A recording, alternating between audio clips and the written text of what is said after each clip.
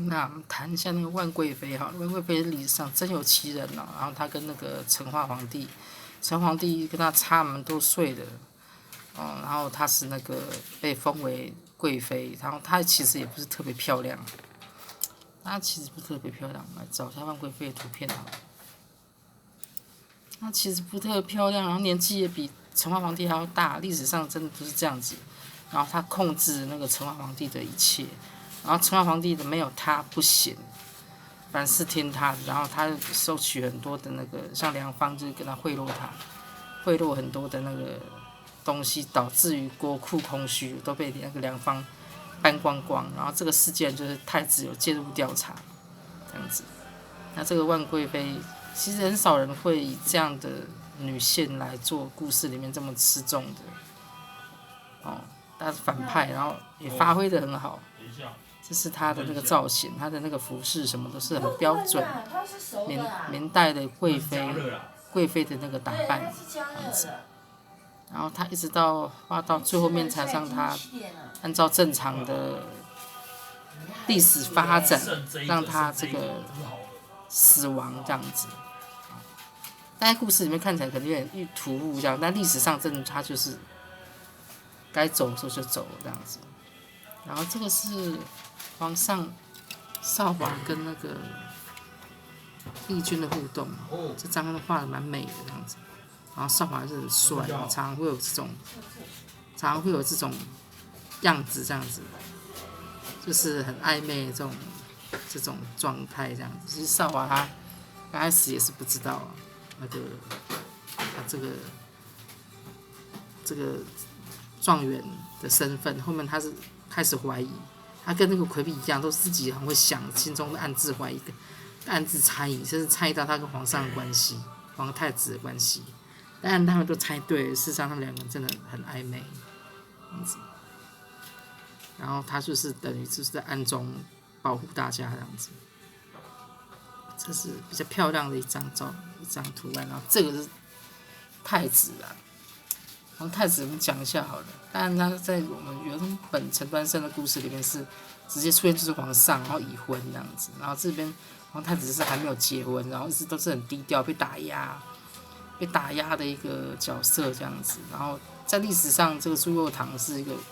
很完美，然后很好的一个皇上这样子。然后在做太子期间是被那个万贵妃打压，一直到这个6岁才公开说这个孩子的存在，这样子，不然怕被毒死，怕不然要被毒死。然后故事里面当然也是跟历史呈现的是一样的，然后他把这个皇太子画得很帅很好看，然后跟这个李状元常常有这种互动，然后小两口子很恩爱这样子。然后我们看人就觉得少华嘞，少华不见了，我们两个人搞什么东西这样子。就是地相园一样那样子，但他那个立状元在这故事子状元还没有官至丞相这样子。然后这个故事皇太子都还没有结婚啊，在最后一集之前都还没有，最后2-3本单行本之前都还没有结婚吧，就是一直要守护着他心爱的这个女生这样子，要跟他能够。即使是男生装扮，然后两个只要可以在一起，就很幸福这样子。然后他这个服装都是画得很标准，头发当然是有点漫画的感觉。看他就皇太子画得很帅这样子，他们常出现都是这个样子。这个是他的这个可能会登基的那个造型，然后这个是给你看万贵妃画的有点魄力。这张画的不错，万贵妃的那个感觉，整个野心勃勃坏，然后这个很强烈的表现出来。这个是成化皇帝，然后他这个也是很好的一个造型啊，这个画的那个很讲究的功夫的衣服这样子，很用心画的漫画啊，这个细节的画这么好。然后皇上的话就是一个很软弱，然后疑心变得很重，然后嫉妒自己的儿子，然后又很没有能力，觉得他儿子很好，但是他就会嫉妒他，觉得说这个孩子好像都不贴我的心。然后万贵妃只要个塞龙仪就变有塞龙，然后就变成会怀疑自己的儿子，然后对他儿子施以一些很不好的事情，甚至在历史上有废太子这个事件发生。那这个漫画里面是按照这样子画，这个是皇上的造型，这张是画最帅气的一张，其他时候看就是一个老头这样子，然后这是皇太子很帅气的样子，常出现这种帅气的，然后这也是常出现的，他们的那个互动根本就是一对情侣啊！我那时候也想说啊，那后面就配给皇太子，结果故事最终结局不是这样。常这样子啊，就皇上怎么样的皇上呢？就是一个很温柔、完美的男人这样子，很温柔对待自己心仪的女生，然后不会随便的吃那个，就是温柔的抱着她，但是不会随便乱吃女生豆腐这样子，顶多是拥抱啦、亲吻啊这样子，然后很会疼惜自己心爱的女性，这样的男人。就是完人完美吧，哦，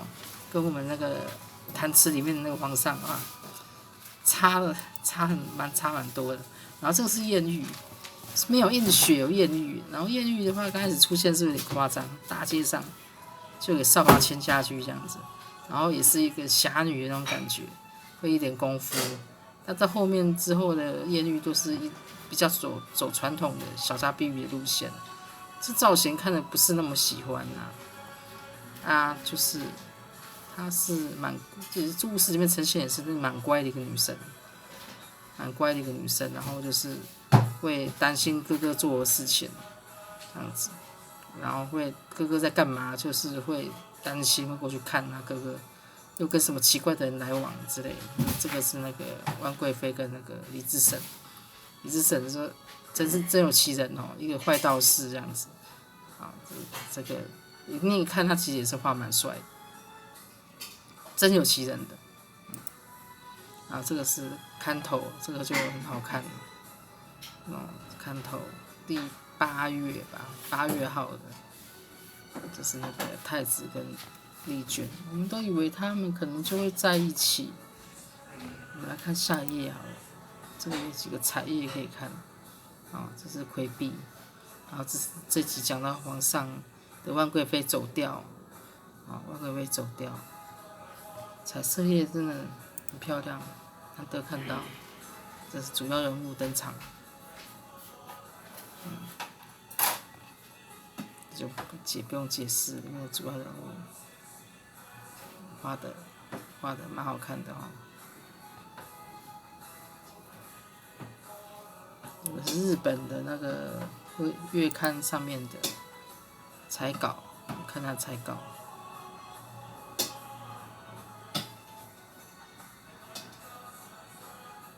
其实以现在的画风来讲，现在画风都蛮丑的，还有这种感觉很传统的造型，蛮好看造型的。这是太后，这也是真有其人啊。这个太后也是后面被那个那个小太监拖出来帮忙，联姻公公拖出来，把太后拖出来救场用的。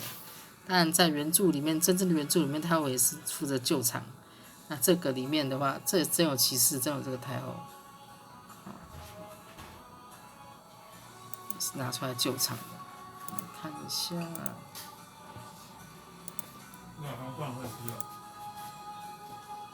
这个不错哈。人物掌握其实都蛮好的。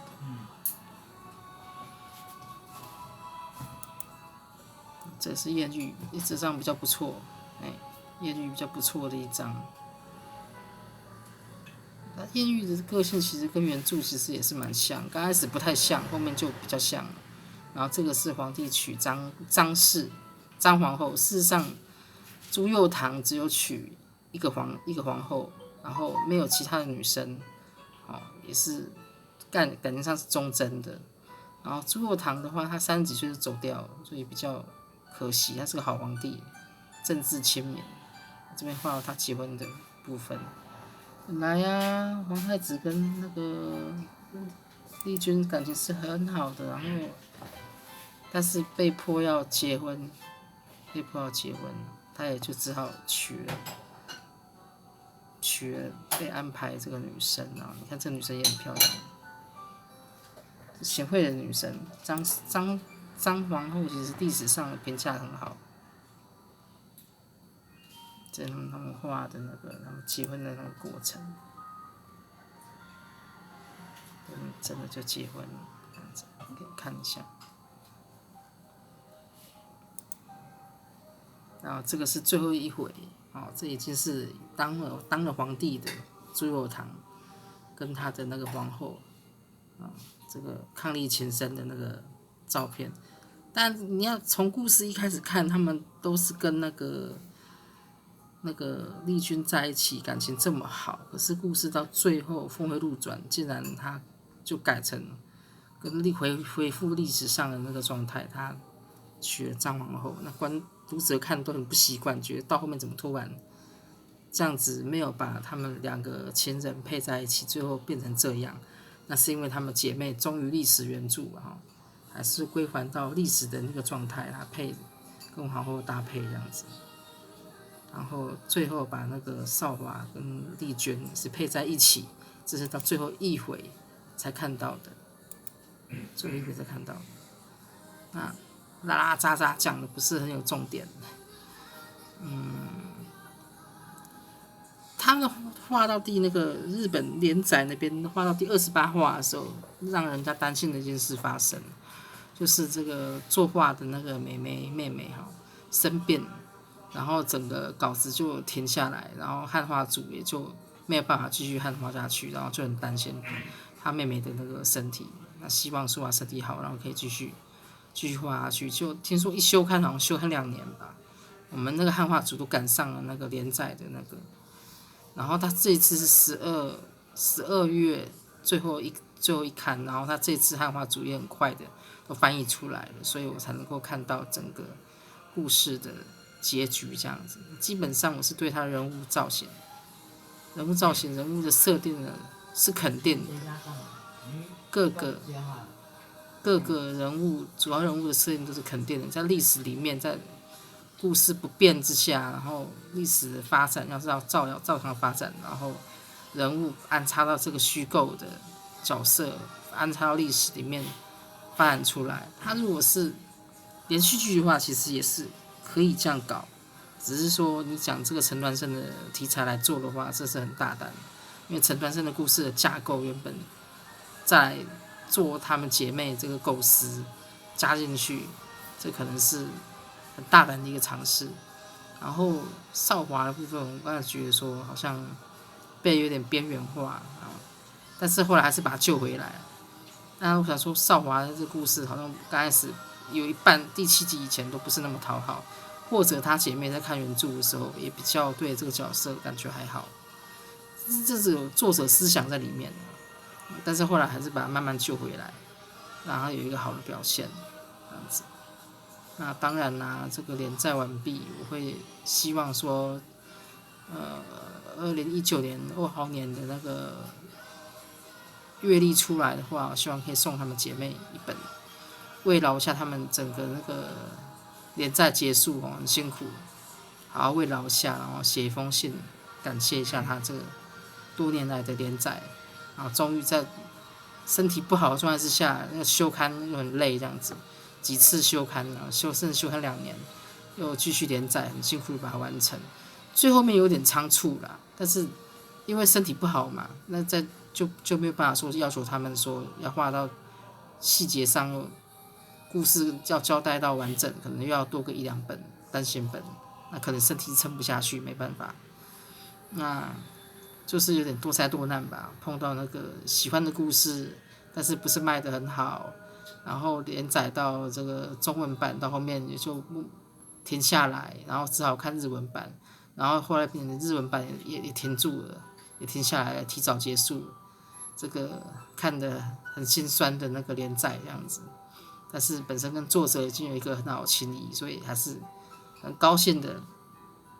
先把这故事都把它看完了，然后做一个小小的心得上的报告这样子。还是肯定他们的，还是肯定他们的。刚开始我是怎么叽歪在看的时候，叽歪看边看边骂，但是没有看到最后面，你也不知道作者他在铺陈上的用心啊，这是我要跟看这部漫画的同好所讲的。